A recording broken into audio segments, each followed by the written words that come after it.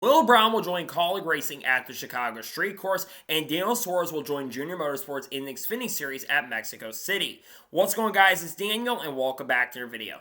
We got some NASCAR and other motorsports stories discussed here today on the channel. Let's go ahead and just show them those really quickly. First, going to take a look at a ton of paint schemes that have been revealed over the course of the last couple days. Let's go ahead and just jump straight into them. The first paint scheme we're taking a look at is Ross Chastain's 2025 Busch Light scheme that we'll see this weekend at National Super Speedway. This has got a little bit of a different look this time around. Usually it's got traditionally a white number, but this time around they got a black number on there, and it's got a blue outline as well. I gotta say, this car does look really nice. It's different, but I think it does look very good.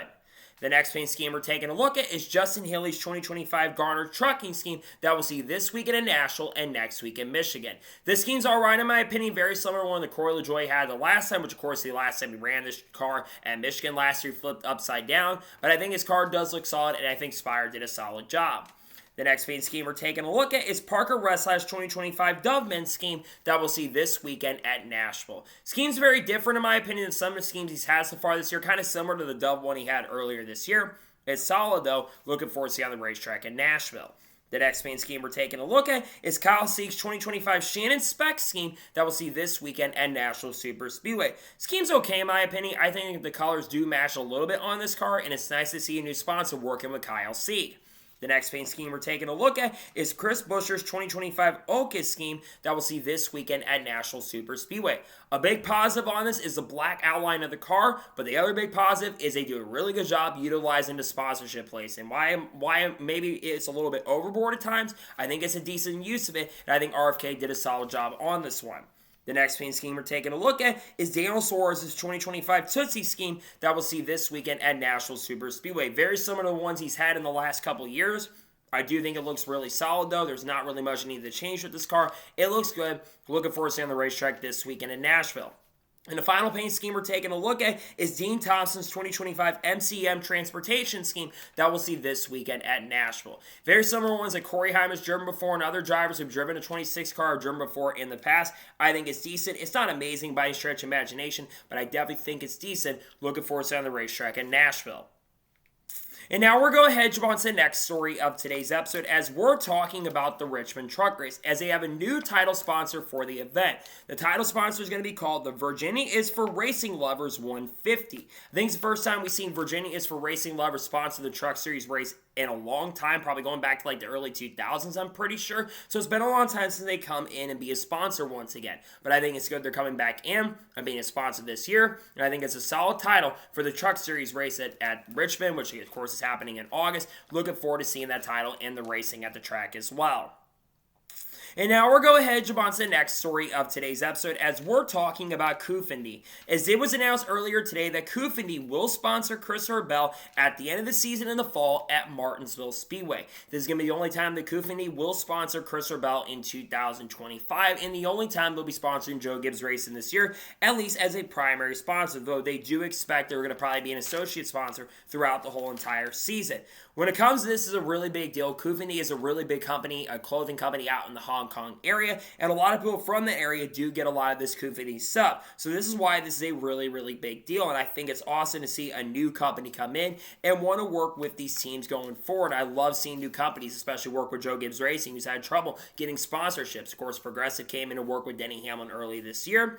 We've also seen other companies like 7-Eleven step up and work with Kyle Busch. Amazon Prime work with Kyle Larson and Chase Elliott this year. But I think it's a big deal nonetheless, and more people and more sponsors continue to come into the sport. Even though some things might be down, I got to say this is a really big thing and really exciting to see that Kufindy will sponsor Christopher Bell this year. And now we're going ahead and jump on to the next story of today's episode as we're talking about the Indy 500. Now, we've got quite a few Indy 500 stories we need to talk about today on the channel. The first one revolves around 2026 as the 2026 Indianapolis 500 logo has been officially unveiled. This is definitely a little bit of a different look. The last couple years, I think it's had a green outline around it. This time around, it's got a reddish, brickish, I think, type on the back of the background of it. I gotta say, I like to see some different looks to the Indy 500 logo going forward. They've kind of had a very similar logo for the last 10 years, it seems like. So I think changing things up in the future should be something that does need to be done, because in my personal opinion, I think changing things up is not really a bad thing that needs to be done. So I really hope going forward we do see a change to the logo. I think it's a solid logo, don't get me wrong, But I think in the future, I think some changes do need to be made. I really hope there are some changes made very, very soon. So I think these changes could really help the sport grow, and at least IndyCar, even though the ratings are really good, which we're going to talk about here in just a short little bit. But nonetheless, I think it's interesting that they're going to have a very similar logo to the one they had in 2025 and also in 2024 as well. And now we're going to head on to the next story of today's episode as we're talking about the Indy 500 once again. As last night, there were some pretty big awards that were handed out for this year's Indianapolis 500. First, Alex Palou earned $3.8 million of the $20 million purse, which was the record purse amount for the Indy 500 ever. And he earned $3.8 million of that purse, the most anyone has ever won in Indy 500 history. Alex Palou, of course, picked up his first Indianapolis 500 win, got it in 13 laps ago, got by Marcus Ericsson, and we're going to talk about here just a short little bit when it comes to the penalties that were handed out to the Andretti and Prema team recently. But I think it's a big deal for Palou to get a lot of money.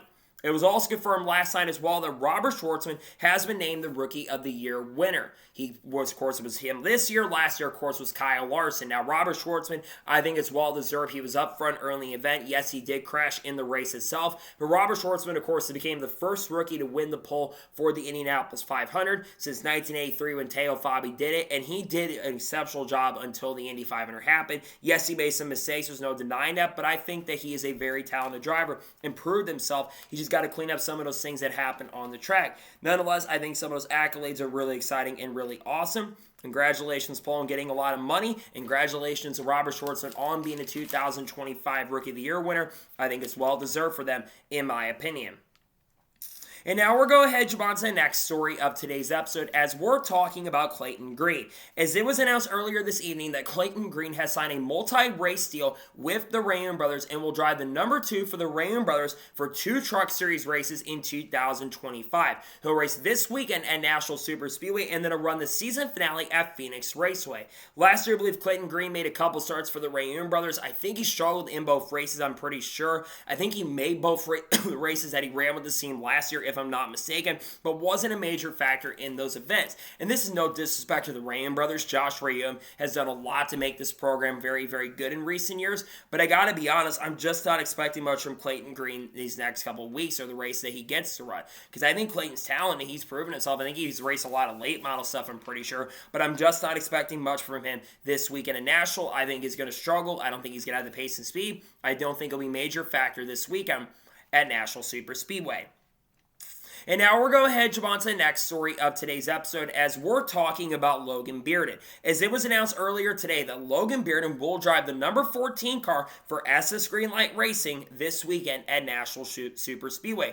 This will be the first time that Logan Bearden has raced in the NASCAR Xfinity Series in 2025. He's made a lot of starts in the Craftsman Truck Series and still works with AM Racing to my understanding. And also, of course, has made some starts at SS Greenlight and has ran a second truck for AM Racing before. Logan Bearden had that really impressive run at Richmond back last year. I'm pretty sure when he drove, I believe it was for SS Greenlight Racing, and I think he had some decent runs last year in Xfinity Series competition. Now, I got to be real and honest, though, I'm not expecting this car to be very strong. It's interesting considering Garrett Smithley was originally the driver of this car. I wonder if Garrett Smithley may have been fired from this program because Garrett Smithley, let's be real and honest, has struggled quite a bit or stepped out for this week to let Logan Bearden get the chance and opportunity, because I think Logan Bearden, no disrespect to Garrett, I think Logan is a better driver overall. So I'm very excited to see what Logan Bearden can do this weekend. I think he's going to overall do a much better job, show a little bit more pace and speed, and I think he'll be up front a little more consistently. I don't think it'll be a major factor at all, but I think he'll do a better job in that car definitely this weekend. Looking forward to see what he can do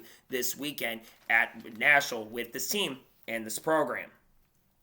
And now we're going to head on to the next story of today's episode as we're talking about Amazon Prime once again. Now, I did a lot of focus in the most recent news video on Monday talking a lot about the Amazon Prime coverage because I was very ecstatic about the Amazon Prime coverage, and I think majority of fans, especially a lot of fans that are younger, which is what NASCAR is targeting currently at the moment, a lot of the younger fans were very ecstatic about the Amazon Prime coverage. But Brett P. Photo, who does a lot of really good stuff on Twitter and X as well, also uploads full races, I believe, on YouTube as well, at times if I'm not mistaken, he put out a little bit of a diagram showing the amount of commercials from the 2022 Coke 600, which Fox, of course, broadcasted, to this year's Coke 600.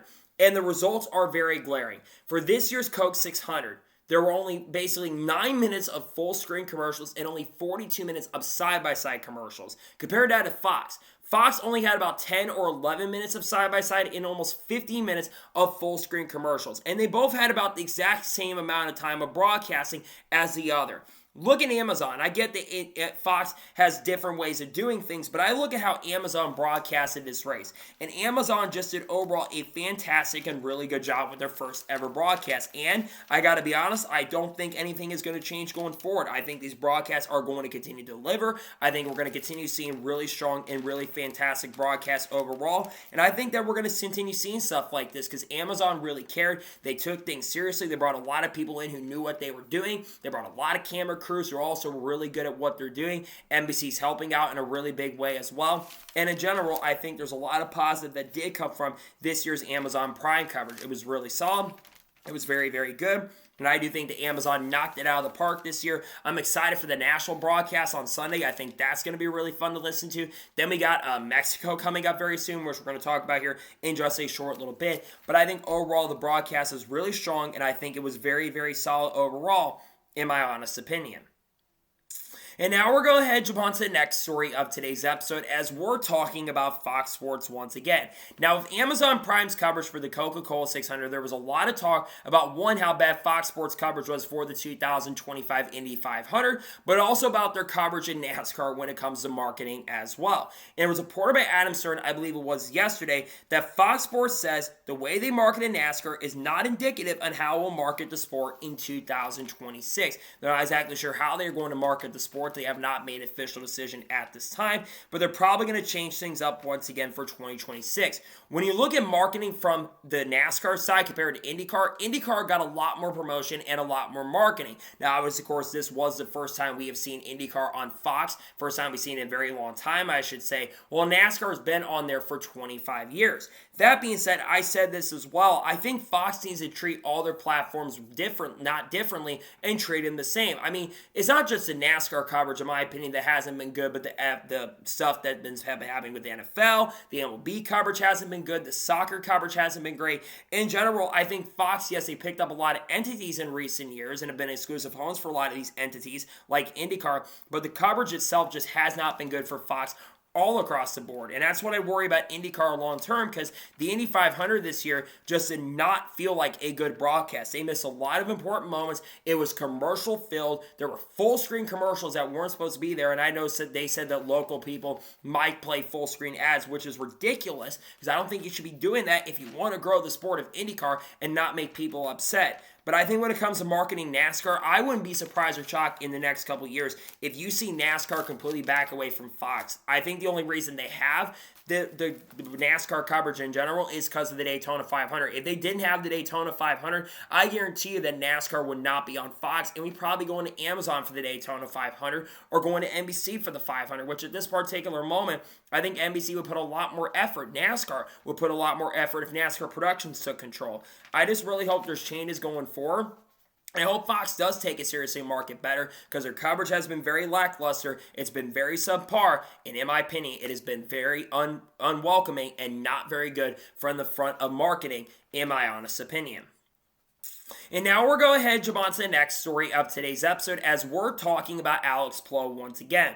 There's been a lot of talk and conversations over the course of the last couple of years, especially since around 2022, about this greatest driver in the world take around Kyle Larson and stuff. But a lot of people do think that Alex Palou might be the best driver in the world, especially fans of IndyCar and probably fans of IMSA and the World Endurance Championship as well. And there's a lot of people that do think that if Alex Palou got the chance and opportunity to race in Formula One, they feel like Alex Palou could be very, very successful. And there was a lot of talk a couple of years ago about Alex Palou potentially coming over and racing in Formula One. Well, after winning the Indianapolis 500 this year and achieving pretty much everything you could get done in IndyCar at this point, Alex Palou has confirmed that he's not planning to run in Formula One anytime soon. He said that ship has sailed. He says he is a lot older currently at the moment than a lot of young drivers coming in, and he says his main focus is to be in the States and continue racing IndyCar and chasing a dream of trying to win another championship this year.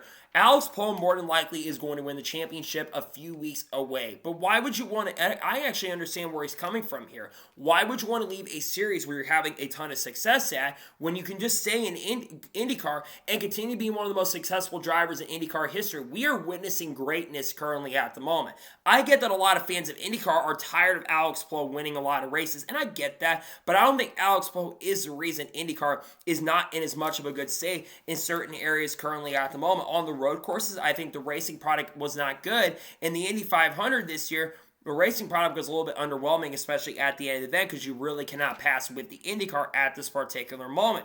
But I think for Alex Palou, again, if you're having a lot of success in a sport where you're going out there, you're winning a lot of races, you're likely going to win the championship early, you're the favorite to win Detroit going into weekend already, and you likely will have your 6th win in 7 races, I wouldn't want to leave a series either. He's been having a lot of success. He's been doing a really good job at IndyCar, and I think he's only going to continue getting better, and I think he's only going to continue having a lot of success in IndyCar going forward in the not-so-distant future, in my honest opinion. And now we're going ahead, Jabon, to the next story of today's episode, as we're talking about Aric Almirola. As it was confirmed on The Interest earlier today, that Aric Almirola will be back behind the wheel of the number 19 car for Joe Gibbs Racing this weekend at Nashville Superspeedway. Aric Almirola has made about 4 or 5 NASCAR Xfinity Series starts so far. His most recent start was, I believe, at Talladega Superspeedway about a month or so ago. He unfortunately got caught up in a crashing incident that collected Catherine Lake, and from what some people think, a big reason why Stevie Reese, who was a spotter at the time, left the team was because Aric Almirola was really frustrated with Stevie Reese after the incident. Now, Aric Almirola so far this year has had some decent success. He got a top 5 finish, of course, at Atlanta Motor Speedway. I believe he finished 3rd in that event. Finished runner-up to Justin Allgaier at Las Vegas Motor Speedway. Also won in controversial fashion against Aric Almirola at Phoenix. And then at Martinsville, he had a very fast car in that event. Got better as the day progressed and went on. But then, of course, got caught up in some incidents and wrecks throughout the race where a lot of drivers lost their heads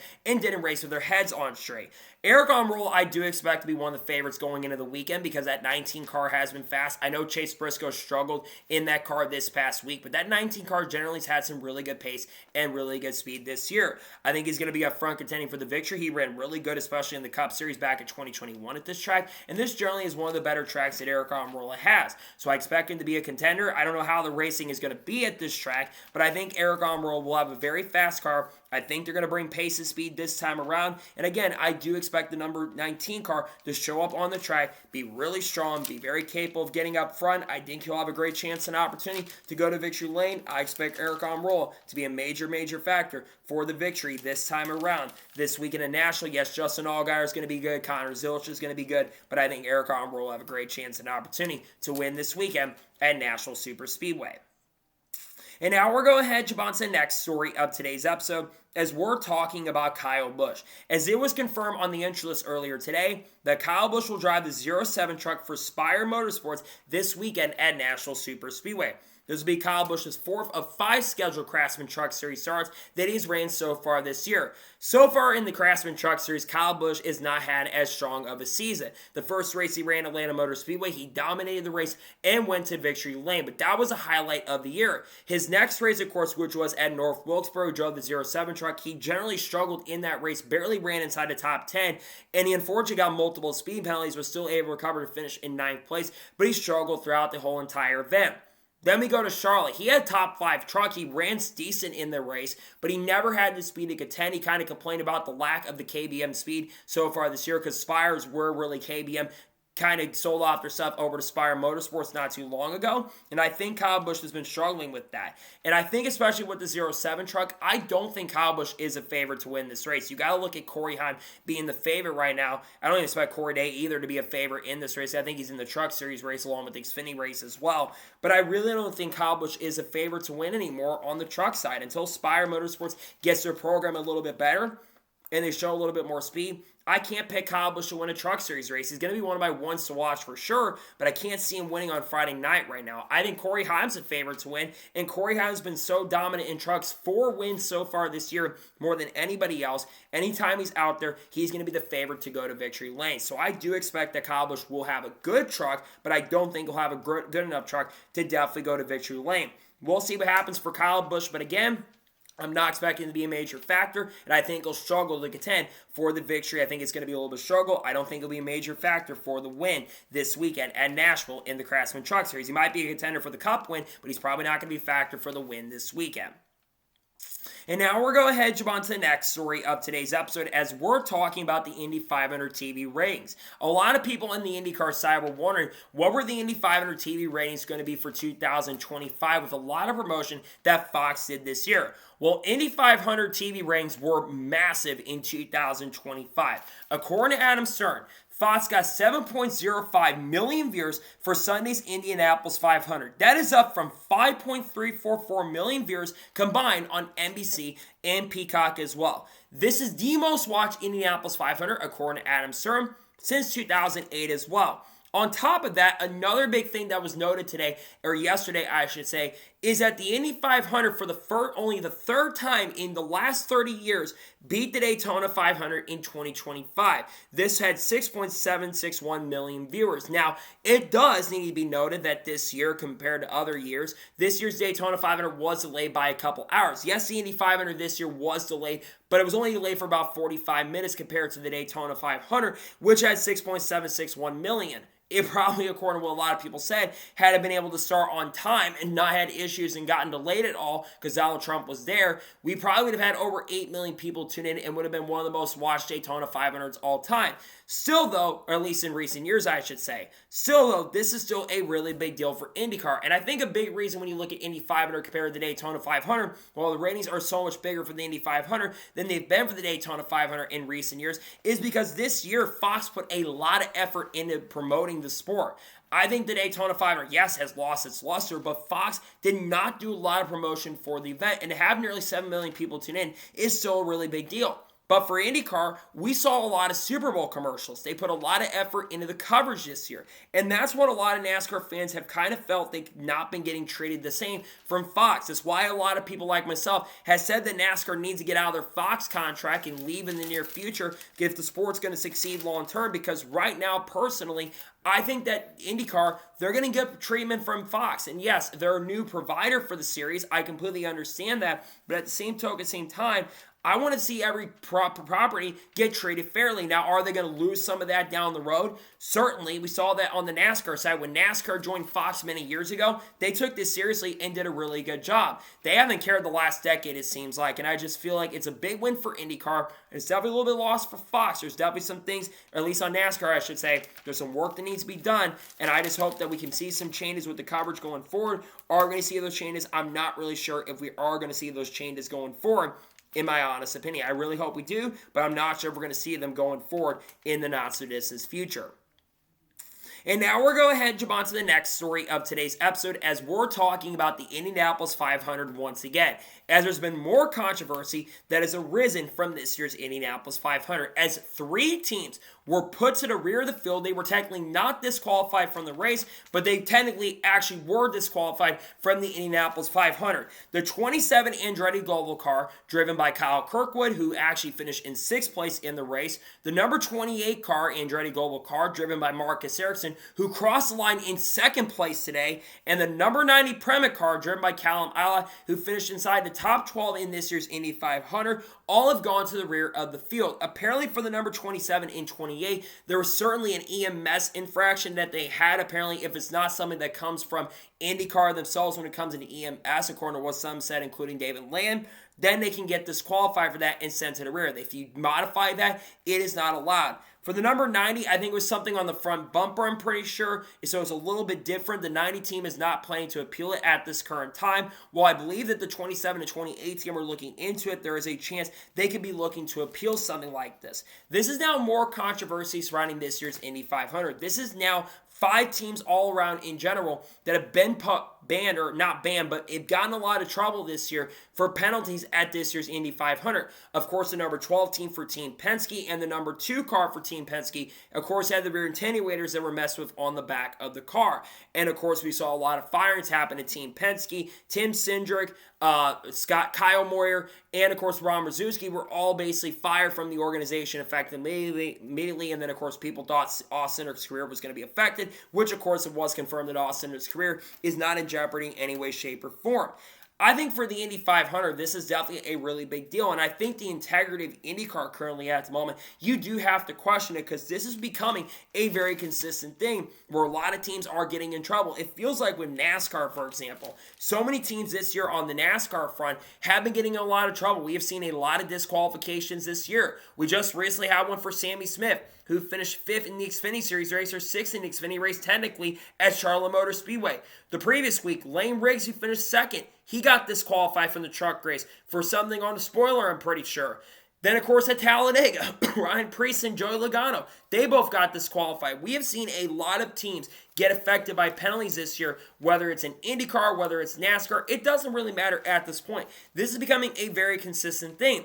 And I think for fans, it is certainly very frustrating that this is continuing on. Now, I think a lot of people want an issue, innovation, and all that kind of stuff, but I think if there's rules, you kind of have to follow them, unfortunately. Now, that being said, I think opening up the rule book a little bit would probably be the best way to go to make the sport in a much better position. We're just going to have to kind of wait and see what happens because, of course, IndyCar is working on an independent group. I think that's the most important thing they've got to work on is an independent board when it comes to governing the sport because I don't think Penske needs to have his hands on that. I think there needs to be an independent board going forward, so there is a lot of that consistent officiating going forward. So we'll see what happens, but I do think there's going to have to be some changes going forward if the sport is going to succeed long term, in my honest opinion. And now we're going ahead to move on to the next story of today's episode as we're talking about Mexico City. As it was announced earlier this afternoon and reported by Bob Pockrass as well, that with 39 to 40 teams planning to go to the Xfinity Series race at Mexico City, NASCAR will increase the field for the Xfinity Series from 38 cars to 40 cars for this year. Now here is the catch, very similar to the open extension provisional from 2025 that we saw Elio Castroneves do this year at the Daytona 500. If 39th or 40th, if you qualify 39th or 40th in the event, you will not get any money from the event and you will not be awarded any points at all. For example, if the 39th or 40th place car is to win the Xfinity Series race at Mexico City, the driver finished 2nd in the event, they will be awarded first place points. However, that driver will not be qualified for the NASCAR Xfinity Series playoffs. So, for instance, if we do have like a one-off entry for like a Brock Feeney, for example, and drives for Kaulig Racing in the Xfinity Series, which we are hearing that he's going to probably do a multi-race deal in the Xfinity Series this year, if he's able to win the race, if, let's for instance say second place goes to like Daniel Suarez, for example, or another driver in the field, that driver would get all the points, but they would not be locked into the playoffs, if that makes any sense. I think this is interesting because we're probably going to see a lot of drivers from Mexico that are going to show up and try to run this race, which I think regardless how you feel about something like this, I think this is a really big deal, and it opens up the field as well. Now, personally, I just think that one thing that could really solve this issue is opening up the amount of cars that are allowed to run in the Xfinity Series for events like this. I think for special events in particular, I think we need to allow 40-car fields. In fact, I think for all three series in particular, mainly the top two series especially, I think we should see more cars allowed to run these races because I want to see more cars show up and more people get the chance and opportunity to race in the sport. I think this rule is certainly interesting for sure that's coming into play. I actually personally like it. I do think there's some things that they can tweak on it though, but I do like some of the changes that are being added to this event. I think the NASCAR Mexico race is going to be a big deal. There's going to be a lot of drivers in Mexico that are going to be racing especially, and overall, I do like some of the things I'm hearing about this event, some exciting stuff around it, in my honest opinion. And now we're going ahead to move on to the next story of today's episode as we're talking about AJ Allmendinger. As Jordan Bianchi confirmed on the teardown yesterday that AJ Allmendinger will be returning to Kaulig Racing in the NASCAR Cup Series in 2026, returning to drive the number 16 car once again. AJ Allmendinger, from what we understand, does have a contract pretty much to the end of this decade, to like 2028 or 2029 to race with Kaulig Racing long term. He does not have ownership stake in the program, but there's been even rumors coming out recently that he might have some ownership stake in Kaulig Racing. AJ, of course, is back full-time in the Cup Series this year, and I think this is a no-brainer move for AJ Allmendinger. Look, AJ has been very, very solid this year in the NASCAR Cup Series. He just had a very impressive run at the Co 600. He ran in the top 5 the whole entire race, showed really solid speed, ran no worse than about 5th or 6th the whole entire night, and jumped from being 25th in the regular season standings to 17th in the regular season standings in one night. He had like a 30 or 40 point swing and goes from basically being outside of the cutoff line by like 20 or 30 points to just being barely outside of the cutoff line currently at this moment. And you got to think about this too. There's a lot of road course races that are coming up for AJ Allmendinger where he's going to have a chance and opportunity to go to victory lane. You think about Chicago, for example. We know he's going to be a favorite there, even though a couple guys like Shane Van Gisbergen and some who we're going to talk about here in just a short little bit is going to be racing in that event. But there's a lot of really big excitement. Also, you got Sonoma, not SVG. AJ Allmendinger has been really good there. Now, we also do need to ask some questions about the other car, and that is Ty Dillon. We don't fully know what the contract status is for Ty Dillon for 2026 at this time.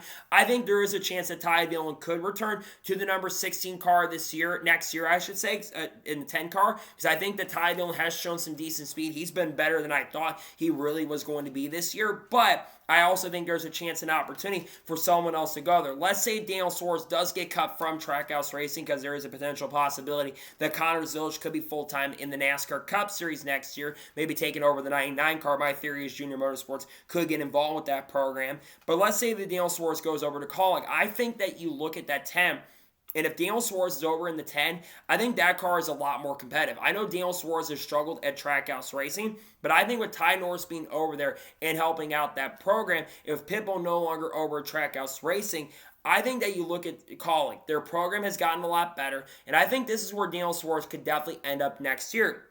But going back to AJ Allmendinger, yeah, this is a no-brainer move. AJ's had a really strong year with this program this year. He's had some ups and downs. He's had some frustrations at ECR, which is some things that are definitely going to have to work on going forward for sure. But I like what I'm seeing here, and I'm very happy nonetheless to see that AJ Allmendinger will be back with Kaulig Racing next year. I do expect some continued success, and I wouldn't be surprised or shocked by the end of the season if AJ Allmendinger is going to victory lane. We'll see if AJ can end up in victory lane in 2025 and maybe also in 2026 on the Cup Series side with Kaulig Racing.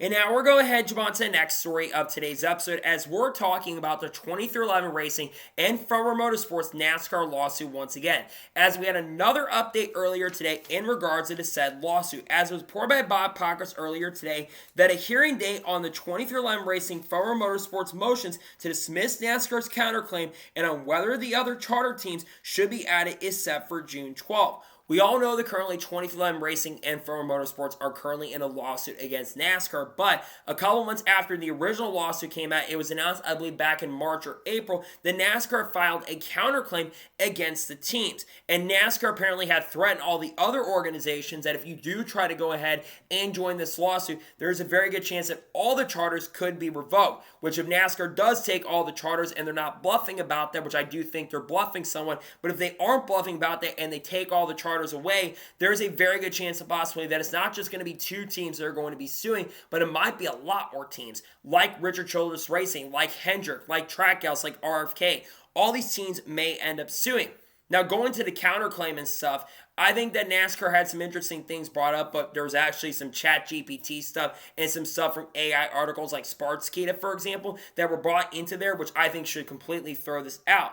Now, going to the other side of things, bringing the other teams into this lawsuit, that is certainly going to be interesting because we know the RTA has said that the other 13 teams that are involved in NASCAR that actually did sign the charter agreement, they do not want to be part of the lawsuit. They want to be kept away from it and not put into there. But if they do end up having the whole thing go through and basically they're forced to be added, you're going to have a lot of teams that are involved, and this could get very messy very, very quickly. Now, obviously, we are still also waiting on what's going to happen with the preliminary injunction. We had the hearing a couple of weeks ago. We are supposed to get an announcement any day now on that front, and the judges could have a decision in the coming days. We're coming close to the end of May. I don't expect it to be much longer before we get an update on that. But I think regardless of what happens here, I think there's a lot of things that are going to change in the sport, whether it's for the better or for the worse, that's up for interpretation. But I think right now, I just really hope maybe we have some mediation at this point and both sides can come to terms on certain things. But at the same token, same time, I think there's a lot of change that does need to happen in the sport from both sides of this. I think that NASCAR needs to be able to be a little bit more open to making changes for the sport long term. While I do think the teams, their argument when it comes to the preliminary injunction for the Stewart-Haas Racing charters, they didn't bring that argument up to a little bit later, which was definitely very unfortunate. If NASCAR, again, though, does take the charters away from 23XI or Front Row altogether, I think it's going to open up a lot more issues going forward. So we'll see what happens in regards to the lawsuit, because you could have a lot of drivers' futures that are in question if they lose their preliminary injunction as well. Bubba Wallace could lose their charter. Noah Gragson could lose their charter. Tyler Reddick, who could have left the team at the end of last year, by the way, and could have been a free agent. I think there's some potential changes that might be happening soon, whether that's for the positive or the negative, that's up for interpretation. But I think there's some big changes coming, and I think the lawsuit, regardless of what happens here, I think the sport will be in a much different position going forward in the not-so-distant future. And now we're going to head jump on to the next story of today's episode, as we're talking about Kyle Larson once again. Now, there has been a lot of talk about Kyle Larson, a lot of discourse surrounding social media in regards to Kyle Larson over the course of the last couple days. And we'll talk about the controversy here in just a second. But let's talk about the double once again. Kyle Larson, unfortunately, did not have a very good double this year. Kyle Larson, of course, had issues right before the green flag even happened, because their rain came down on the racetrack, and all the buffer that Kyle Larson had was pretty much gone effective immediately. And then, of course, Scott McLaughlin ends up crashing on the open pace laps, and then Marco Andretti ends up crashing on the first lap of the actual green flag racing after a couple laps were ran under pace laps. Kyle Larson did stall on pit road. He had some issues, and then unfortunately for Kyle Larson, he ended up crashing on lap number 92 of the event. He ended up spinning out and collecting Kiffin Simpson and Stingray Robb in the crash. And then, of course, at the Coke 600, he actually saw on the front row, led laps early in the race, looked like was going to be the guy to beat over William Byron. And then Kyle Larson hit the outside wall, bent the toe link, and then he ends up crashing into the grass. And then he gets back on the lead lap and gets caught up in an incident with Daniel Suarez and Ryan Blaney and Chase Briscoe as well. Now, Kyle Larson was asked about doing the double. He says he'd love to run the Indy 500 once again, but it sounds like for Kyle Larson, it's not likely at the moment, at least especially for next year. It sounds like it's not likely that he is going to run the Indy 500 in 2026 and probably won't be doing the double going forward.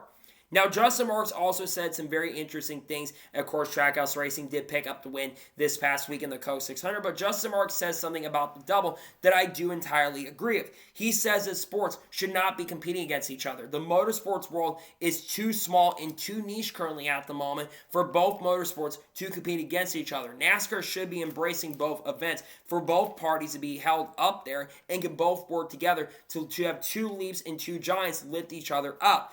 I agree with Justin Marks 100%. I think the double is one of the most important things. There's been only one driver in history who's completed the double. Tony Stewart, who's arguably one of the greatest drivers ever in motorsports history. And I think for Kyle Larson, or regardless of who it is, I think that whoever goes to the double, that's a big win for the sport in general. And I think that NASCAR should embrace it. The problem is, there's a lot of people in the industry currently at the moment who do not embrace the double. And a lot of people in the industry felt like Kyle Larson kind of said things he was going to do and didn't really back it up and go to NASCAR, which I got to be real and honest here. No offense to NASCAR, but the Coke 600 is not bigger than the Indy 500. In fact, right now I would say the Indy 500 is bigger than the Daytona 500 when you look at the TV ratings from this year. So I think when you look at this for that, I think that's something to look at. And let's talk about this controversy really quick. So obviously Kyle Larson was under a lot of stress. There was a radio communication that happened between Kyle Larson's team when Scott McLaughlin ended up crashing. And someone said, someone crashed effing idiot on the pace laps. Now Scott McLaughlin did comment saying, I guess I'm not the best driver in the world. I'm not sure if Scott McLaughlin was being serious or was just trying to jab a little bit at Kyle Larson right there. And then of course Kyle Larson gave a thumbs up going by. Now, when it comes to the radio communication, a lot of people are saying that Kyle Larson was the one who said that on the radio. This is not just me standing up for Kyle Larson here. Kyle Larson did not say that on the radio. That was not Kyle Larson. One, Kyle Larson couldn't even see the crash. He was told by his team, and yes, he clicked the button, but it wasn't Kyle Larson saying it. It was Tyler Mond who said it on the radio. So for people saying that Larson said it on the radio, I just think people need to be very careful what they're tweeting, and I guess it's engagement bait and all that stuff. But I don't think Kyle Larson was the one who said it.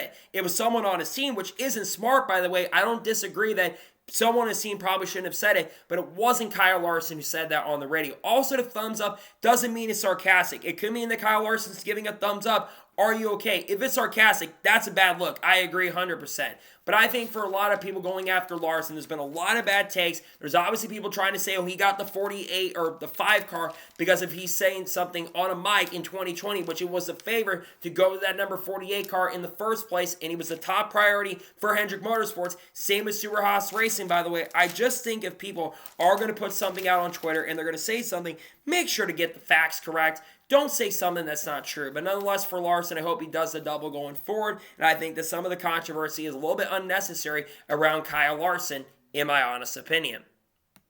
And now we're going to jump on to the next story of today's episode as we're talking about increasing horsepower. As earlier today, Elton Sawyer was on the morning drive, and he says that NASCAR says increasing horsepower is on the table and being discussed daily in the industry, and talks and conversations are increasing according to Elton Sawyer. This is a really, really big deal. Obviously, a lot of people in the industry and a lot of fans have been watching the sport have kind of talked about the racing with the next-gen car. A lot of people talk about the fact that the racing isn't as good as it used to be a few years ago, that the racing of short tracks has really, really suffered. NASCAR has tried a lot of aero changes to the car. They've tried changing the spoiler size. They've tried changing parts of the front bumper. They've tried even adding different types of tires, and while tires have worked in some instances, the teams have figured it out very, very clearly. But one area that NASCAR has not really tried currently at the moment that I feel like they probably should try is going ahead and increasing horsepower. Now, obviously, we don't know exactly how much horsepower that NASCAR is looking to increase going forward. My theory is, as of right now, I don't think they're going to go to 900 horsepower effective immediately. I think they're going to go from 670 up to around 750 to maybe even 775 horsepower. 750 horsepower is how much horsepower the Gen 6 cars had at the short tracks. And I got to say, the short track racing from 2020 to 2021, I thought was actually really entertaining and good. They had basically more horsepower for the short tracks and the road courses. And those races were very, very fun and really awesome to watch. We have seen it with the short track racing. And I don't think it's just horsepower that's the thing that needs to be fixed. But NASCAR has now tried adding horsepower to the cars for this type of racing.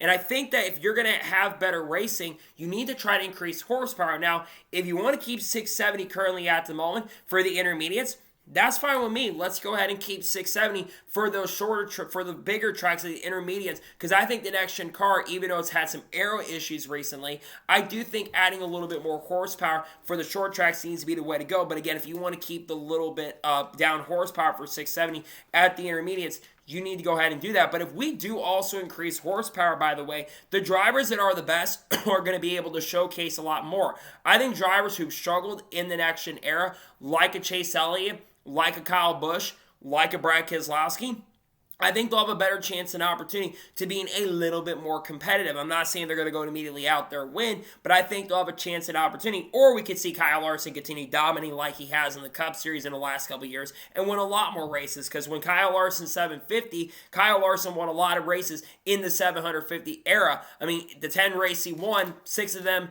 were races with the 750. It wasn't with the 550 like some people claim. It was with 750. He won 6 of those races, and Larson probably should have won more of those 750 races and even some more of those 550 races as well with the way he dominated. But I think increasing horsepower is the way to go at this point. I've been saying it for a long time. And again, you've had engine manufacturers who've come out and publicly said that we should increase the horsepower.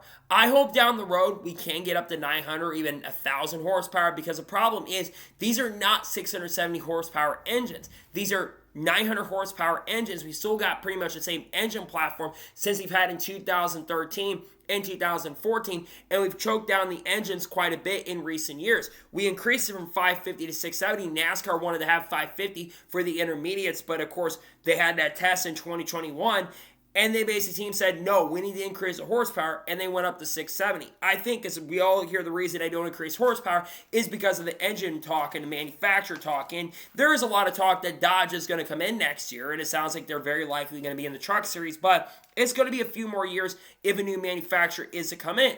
So at this particular moment and point, I think the safest thing to do is add more horsepower to the cars, add a little bit more. I'm not saying you have to go overkill with it, but add a little bit more horsepower to the next-gen car, make the racing better, in my opinion, and I think you get better racing at least on the shorter ovals and the road courses, because while I think there's been good racing at short tracks from time to time, Bristol is just a lost cause. But I think the racing can be better at Bristol, and I think it definitely can be better if we add horsepower to the car. And until I hear anything about manufacturer, I don't want to hear it. Let's get some horsepower in these cars because I think the racing will definitely be a little bit better for sure if we add more horsepower to the next-gen car, in my honest opinion. I think it'll definitely be way better. And now we're going to jump on to the first of two major stories in today's episode as we're talking about Daniel Suarez. As it was officially announced earlier today that Daniel Suarez will drive the number 9 for Junior Motorsports in the NASCAR Xfinity Series at Mexico City. Originally, Shane Van Gisbergen was going to be the driver of this number 9 car at Mexico City, but now Daniel Suarez is going to be the driver. Now, why is this driver change happen? Well, I think a big reason for that is because of the sponsor. Daniel Suarez is sponsored by Quaker State. And I think especially with it being a home track for Daniel Suarez going home to Mexico, I think this made a lot more sense. Personally, if I was Junior Motorsports and especially Trackhouse, I would have announced that Daniel Suarez would be driving the number 9 car for the Mexico race and maybe give Shane Van Gisbergen another event. But I think for Daniel Suarez, this is a really great opportunity. Now, do I think that Daniel Suarez has a great chance and opportunity to go out there and win?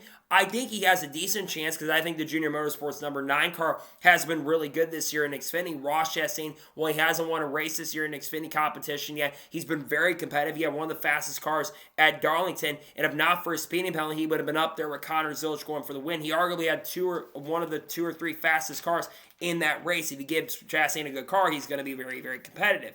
And I do think, though, that SVG, if he was in this car, I think he definitely would be a lot more competitive, and I think SVG would probably go out there and kick everybody's butt outside of maybe Connor Zilich's. For Suarez, I realistically think he's got top 5 potential. I think he will be up there in the race. I think that 9 car is going to be very fast, and I certainly think it is going to be very, very competitive.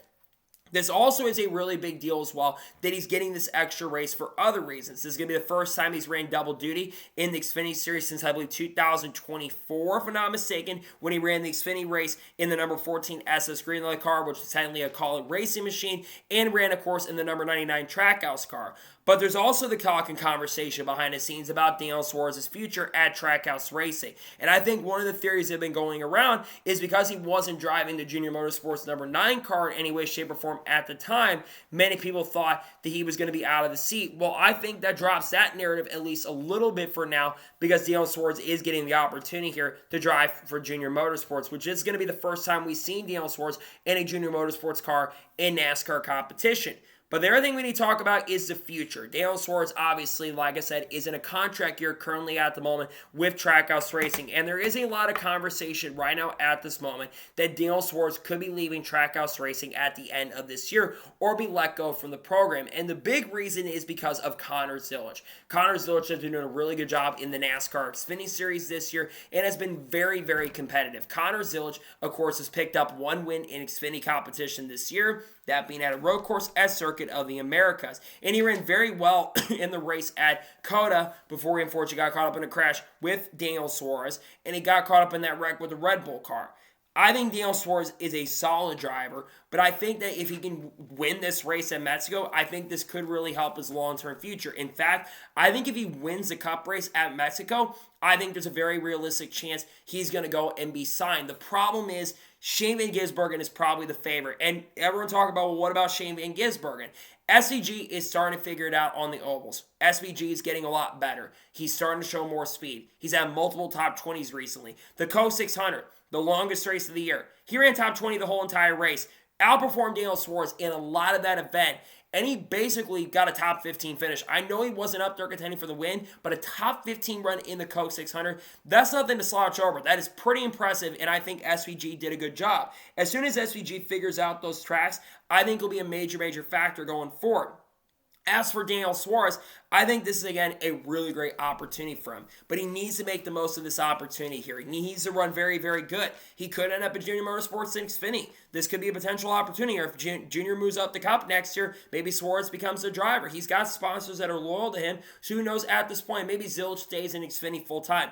That is also a very big possibility as well. And that would actually be pretty smart on the Trackhouse front. But I think that they're going to want to move him up in the future. So if you are a Trackhouse fan and you're looking at this right now, I think this is one of the last really major silly season moves that needs to happen because there's not a lot of big movement that's going to be happening on the Cup side this year. But I think the big question that's going to get asked in Mexico Mexico especially, is if Daniel Suarez is going to return. If Suarez can step up to the plate the next couple weeks and run very well, then I think there's a chance and opportunity for him to stick around. But as of right now, it's a little unknown if he is going to be staying at Trackhouse Racing past this year, but I think there's a chance he could definitely be staying with the team past this year, but I think he's got a good chance also to compete for the win at the race at Mexico City in the NASCAR Xfinity Series, in my opinion.